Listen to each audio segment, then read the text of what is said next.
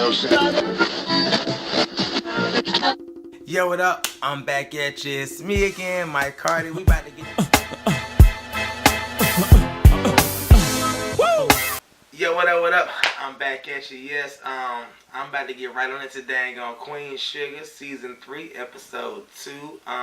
Yes, if you have not caught my first review on yesterday's episode, please check it out. And yeah, let's get right all the way into it. Y'all seen what happened last episode at the St. Joe's Classic where the students actually took their kneel of solidarity in front of the girl that was singing the national anthem, and how all the whole racial slurs and all that came out. You actually got a chance to see the divide in the whole community right there. So the next day, this first thing comes out, and Nova's flipping through the paper, the New Orleans Times, and pretty much she actually seen where they have pretty much spun this whole situation and made it seem like that the 4 black students were troublemakers at the game and everything. And Nova, she right off the bat is not feeling that whole situation, and I just automatically had an issue with that situation. Why we can't just dang gonna be protesting and exercising our First Amendment right? Why we got to be troublemakers and stuff every time we try to do some type of protest or something like that?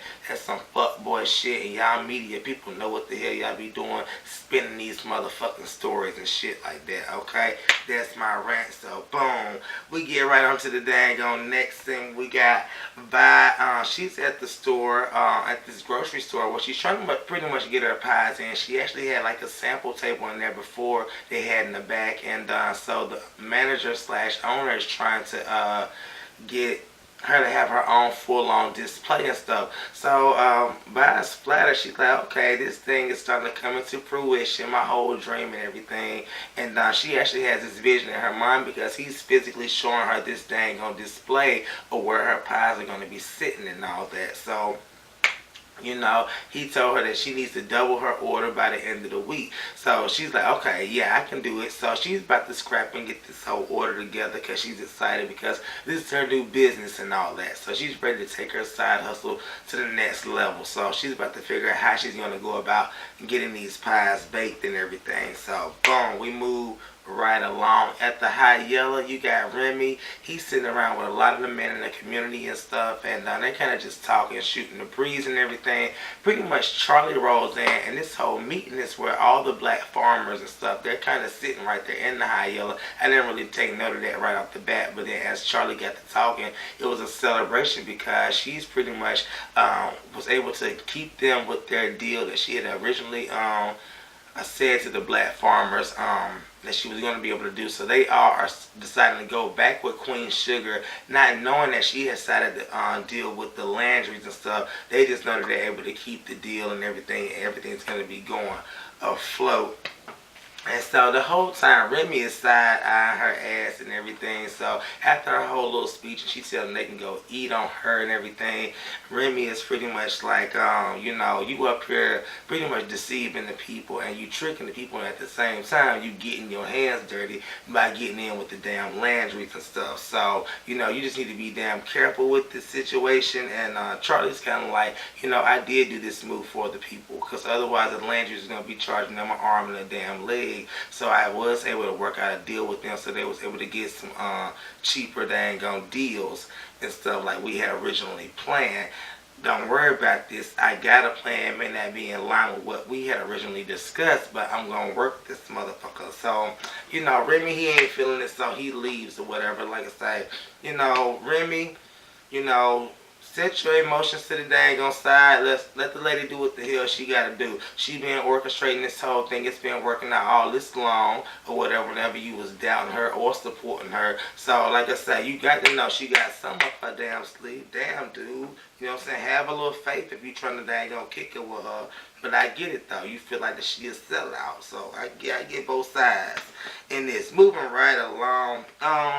You know, Hollywood, he's at Vi house and everything. Pretty much the mailman comes and like the eagle done flew in. Yes, that dang on settlement check is there. So he ready to celebrate stuff. He ready to go out and shop and everything. And Vi's like, no, I got these damn pies. I got the dang on fixed, and I deal with you later. I give you a little bit of cootie cat, a little coochie later. So that whole scene happens, and they had a little moment. So we're gonna move right along. We got Davis and Micah. They pretty much are talking at the gas station and stuff. And Micah's pretty much expressing to Davis that he never really had the chance to experience public schools and stuff. So he wants to be able to experience that college life of going to a public school, not one of these Ivy League schools and stuff that Davis and damn Charlie likes to put him in and everything against probably his own damn free will. Excuse me, but this is a chance for him to dang gonna be able to get some life experience, and it's nothing like going to a public school because you get a chance to experience real people. They go through real shit. And that's kinda what he really wants. And so Davis is kinda like, you need to dang on plead your case because you know how your mama is. She ain't going for the okie doke, and she's firm on how she stands and how she feels about stuff. And them damn parents ain't never really paid Micah ass no attention. They always been going along to get along and doing what the other rich people do and shit. That's how I get Charlie and Davis and stuff. I get they want to have a better life and everything, but sometimes what you think is a better life is too much of a damn life. You just ain't gonna stick to damn being simple as fuck and how the hell you grew up basic as fuck. Okay? You coming from the damn country and shit, and you trying to daggone put your kid all the way up here. Like, no, he want to damn live how you lived and everything. Anywho, so gets on to the next scene, and pretty much Charlie, she's at the house, and she discovers the footage on TV has been released that she told Vicky to release in the last episode of the cop that had pretty much assaulted Micah or whatever. So that's who the cop was in the last episode. That's why, she took the time to actually get a chance to know his grandson and stuff and everything while they was at the concession stand. So Vicky done released the footage or whatever. It's like some big clash action suit and everything that's going on. So Charlie's like, okay, yeah, we're gonna get this motherfucker right here. So Vicky, she's the damn plug. She got all the connect, she got all the juice, got all the damn tea or whatever. So we gonna see how she dang plays out with this situation and everything. And she texts Vicky and pretty much like, thank you for that or whatever. So let's move right along to dang Nova. She pretty much has a meeting at the dang magazine where they pretty much are trying to silence her yet again because they're saying that her articles are stirring up some controversy and everything. And I'm just like, girl, that's a sign right there. You need to get the fuck up out of there because they trying to mute you yet again. You got this dang book deal over here, So Nova, she's pretty much like, okay, I ain't really dang having it or whatever. Like, I just need to dang focus on my dang book. So, she dang meets with her homegirls pretty much at the sister tribe at her house at the table or whatever. And she asked them, what should I do? And so at first the girls were trying to talk her out of it and everything. I'm like, damn. I'm like, y'all need to dang be more encouraging to her. Some was indifferent. Some was like, it's going to be a big old mess or whatever, You got to worry about conforming and everything. And nobody just wanted that little bit of encouragement and stuff. So at the end of the day, they actually did say that they supported her or whatever, which is a good thing because that's all she really needed was that little bit of that little, to get her over the dang edge, But sometimes some of y'all just need to dang get that encouragement right up front before y'all get a negativity first. Get the encouragement first before you dang give negativity. And that's kind of where I am with that whole situation. So boom, let's move right along. Mike actually meets with Charlie and Davis about the whole, proposal to go to public college and stuff. And, Charlie, she's like, no, I ain't having it. We worked too hard to put you in these Ivy League schools. And that's where you're going to be going. You're going to be going to college there. There's no ifs, ands, or buts about the whole situation. And, like, Charlie, you just need to start damn listening to your fucking child or whatever. You don't know every damn thing or whatever. He has experienced the dang private life. He wants to experience the public life. And, He just wants to have a damn voice at some point in time, and y'all always seem to be muting him and don't be giving him his damn chance to shine. So I be over you and Davis in that situation. Davis gets it or whatever, but Charlie, you just always so focused on your shit. You need to damn take time to notice your son, because y'all have a true fucking disconnect with each other. You know what I'm saying? That's the way I feel about y'all. You know, you could do a whole lot better as a motherfucking mother about paying attention to your damn child and what the fuck he's asking you for or whatever. It's not always a monetary damn thing all the time that a child needs, okay? Boom. So we move right along to the next scene or whatever. Ralph Angel, he's at the house and he's kind of on the phone trying to hire some new workers and stuff and everything. And you know, him and Blue they still having this little struggle and stuff. Blue done dango tried to hit him and everything, and Ralph Angel threatened to put him in timeout and stuff. So like I say, Blue was still acting out, but it's the reason why he's acting out. And you know, Ralph Angel just needs to take a little time to notice his child, because what I've noticed is Ralph Angel has really stopped paying Blue's ass attention ever since he found out about the whole Darla situation, and Blue is taking note of that, and he really ain't feeling that situation, so therefore his ass is acting out every damn chance that he get or whatever. But still, Blue, there ain't no damn excuse. You need to be always respectful and don't be hitting your damn parents and stuff, okay? Alright, because that right there would have got your ass whooped in the household that I grew up in, okay? So anywho, the probation officer comes over, and he pretty much is, you know, checking up with the whole, with Ralph, and you know, seeing how he's doing. He noticed that Ralph is doing much better as far as maintaining the farm and all that, and you know, maintaining the job and everything. And Ralph lets him know, you know, he's looking to hire new workers and stuff, you know, but the probation officer comes over there to pretty much let him know that, you know, he's trying to get him off. They got this new program or something where they're releasing people off of probation early, and, you know, he's going to try and recommend Ralph Angel. So Ralph, he geeked. He's like, hell yeah, you know what I'm saying? And the probation officer's like, you know, I see that you're trying to hire some new people. You know, if I could recommend a couple of inmates with, you know, low records that ain't really got, you know, like little misdemeanors and stuff, you know, no criminal stuff, you know, just like real petty shit, you know, would you be willing to hire them and be a role model for them so they can have some hope for the future? And so I feel like that was a dope ass idea right there for the probation officer today. And gonna propose that, because like I said, everybody deserves a damn second chance, and a lot of these damn ex-offenders, you know, they've been put in down jail for some bogus ass bullshit or whatever, you know. So like I say, it was definitely a good ass idea that he suggested. Not like I said, I hope Ralph Angel really takes that shit into consideration and all that, because he has a lot that he can dang on offer and teach these dang on young men as well. So boom, let's move right along. Okay, Vi, she pretty much done hired some help and everything, and the help seems to be thorough. She on top of shit. She like boom, boom, boom. But the big dilemma is that Vi's stove is going out. So, you know, by her stove going out, she's not able to pump the pies out like she needs to or whatever. So she's kind of in a frenzy and all that. Nova comes over with some type of recipe books trying to get her to, you know, cook. And Vi's like, no, I ain't cooking nothing till these pies get done. I need to get my dang on orders out, you know. At this point, you know, Nova's like spraying some stuff on her hand, and you know, as she's breaking down, she's like, you know what I'm saying, I can get through this. I'm a warrior. I'm like, yeah, girl, go ahead and push through this. Your dang on business. It's your dream or whatever.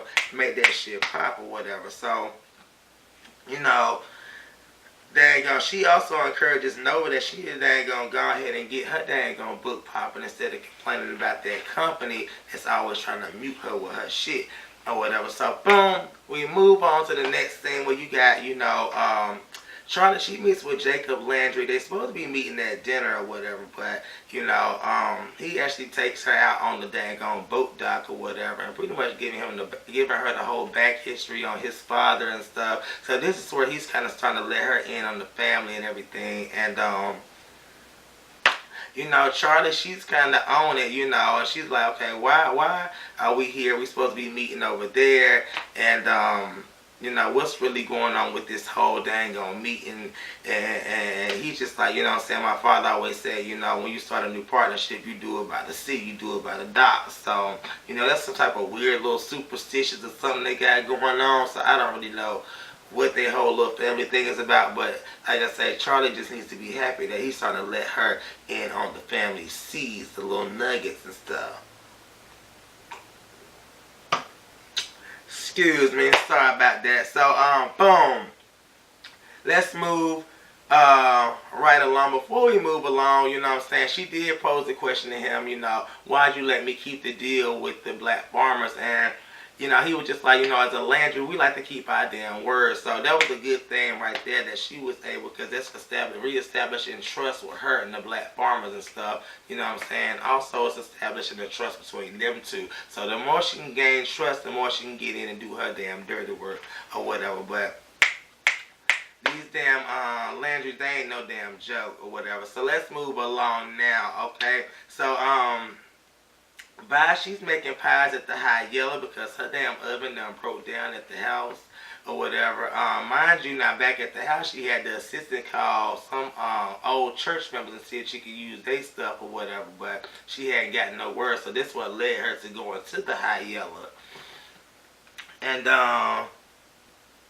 let's see, the boss, you know, he always giving her a hard time, coming in bitching and shit. So, you know, he just like, you know what I'm saying, this is a liability. You need to get out of here. Ain't nobody say you can do your side hustle up in here. And she just like, you know, if you tell me to go this time and don't let me get through with this, and after all the shit I done for you, I'm out of here for good or whatever. So that just made him get the hell up out of there that quick. Because I'm like, she is the best motherfucker in the High Yellow. She runs that bitch with her eyes closed. So, boom, we moving right along.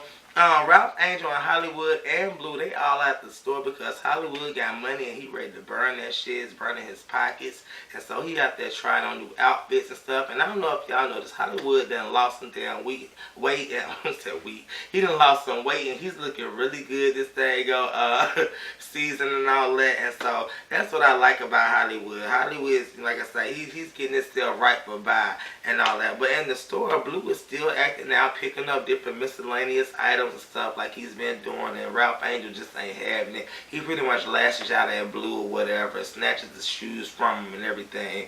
And you know, security comes over there and is like, what the hell's going on? And at this point, Hollywood like, we gotta go. You know what I'm saying? And at this point in time, you know, before they even happened, Hollywood did tell Ralph Angel that, you know what I'm saying, maybe you need to start paying a little bit more attention to Blue or whatever. So like I said a little bit earlier. So anywho, let's move right along on to Vi and Hollywood. They actually show up at this random bingo place, and I was really trying to figure out what the whole thing was there and what was their purpose for being there. And it was pretty much to meet with the lady that they called about the oven and stuff with the old church member. And the church member, she starts off throwing shade, and I'm like, girl, here you go, girl, or whatever. Talking about something, you know what I'm saying? I started not to help you because, you know, you had left the church or whatever, and why should I, you know, pretty much giving Vi to run around or whatever. And Vi was like, you know, I need this and I plan on donating to your damn charity. So that's pretty much what ultimately led the lady dang on give up the keys. So she handed them damn keys so quickly or whatever. And I'm like, you didn't even have to do that. You know what I'm saying? You could have just been dang on good Samaritan and let her dang on use the shit, you know, without all the 50 damn degree, the third degree shit. Anyhow, so we move along.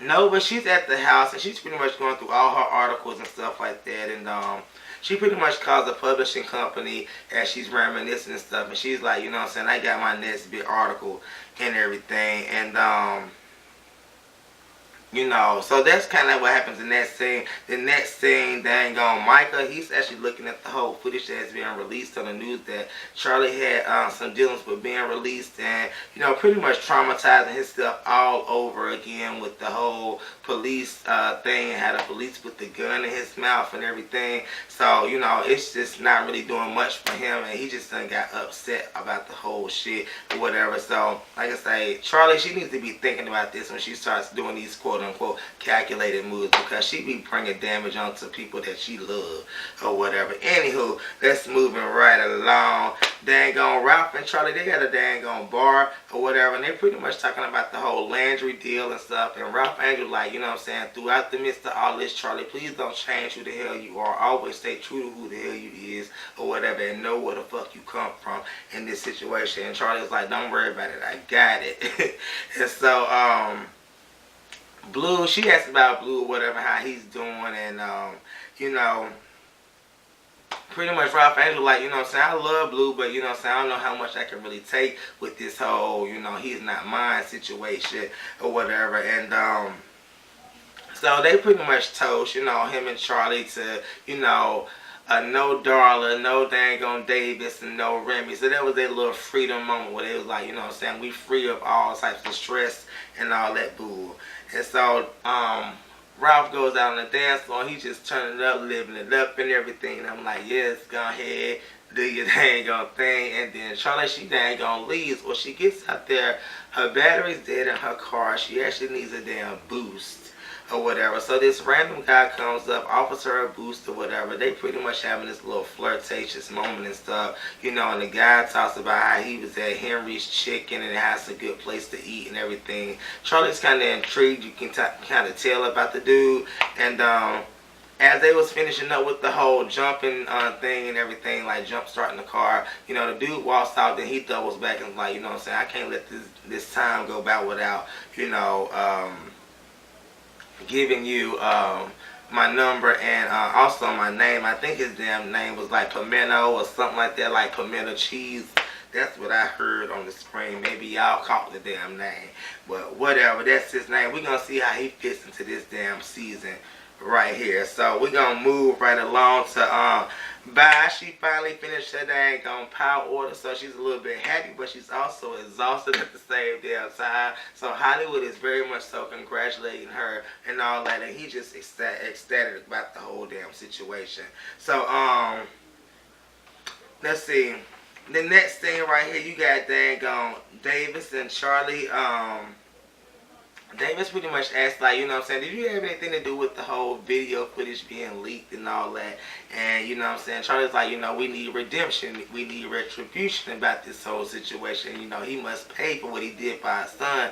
But she like, do you understand what that video footage is doing to our son or whatever? Like, he's actually watching this shit and he's getting, you know, it's like traumatizing to him every time he dang on, he watches it and everything. So, you know, at this point in time, it got Charlie to thinking, because she is one that likes to think about things that she does or whatever. And so she goes into his room and she sees all the the pictures that he has taken at the basketball game and stuff. And it actually kind of touched her. And at this point in time, I think she's actually starting to understand where Micah is coming from with everything, you know, how he just wants to be a normal kid and how he wants to be free, and he's starting to understand his roots and all that. So, you know, Micah is just like, you know, he comes in and he's just like, you know what I'm saying, Mom, I just want to be a regular kid. I just want to be free. I want to experience that. This is the first time that I was in a venue that I felt empowered, that I didn't have to, you know, justify, you know, why I was black or why my parents got money and all this stuff. So it was actually just a great moment. So, you know, Charlie grants him the wish that they ain't gonna go to public school. So I was like, yes, Charlie, give that man his little freedom and everything. He done been through everything and shit. You know what I'm saying? Let him dang gonna live a little bit. You been living. Anywho, so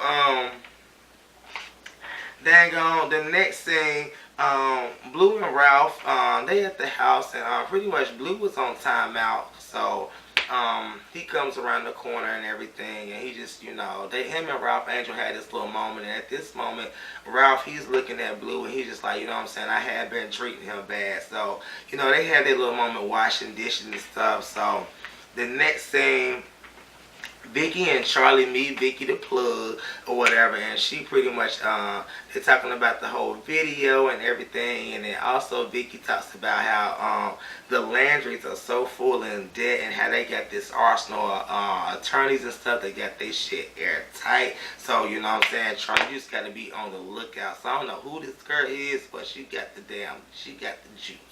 Okay, so boom. let's get to this dang on scene right here with dang on bye. You know, it's time for her to go to the dang on store. She got the whole family together to go see the pies and stuff. And she gets there and she notices the pies were not on the display that she said. And they were sitting over in the corner on the floor somewhere. So at that point in time, she's disappointed because she done slaved over these motherfuckers. So she dang on asked him, where's the manager at? They like, he on vacation. And pretty much she dang gonna take it upon herself and did exactly what the fuck I would have done, which was grab them damn pies and put them shits on the damn display table her damn self. And like I say, I understand your pain in that situation and why you were so emotional because you worked so hard for that business. And like I said, you can't dang gonna let that shit discourage you.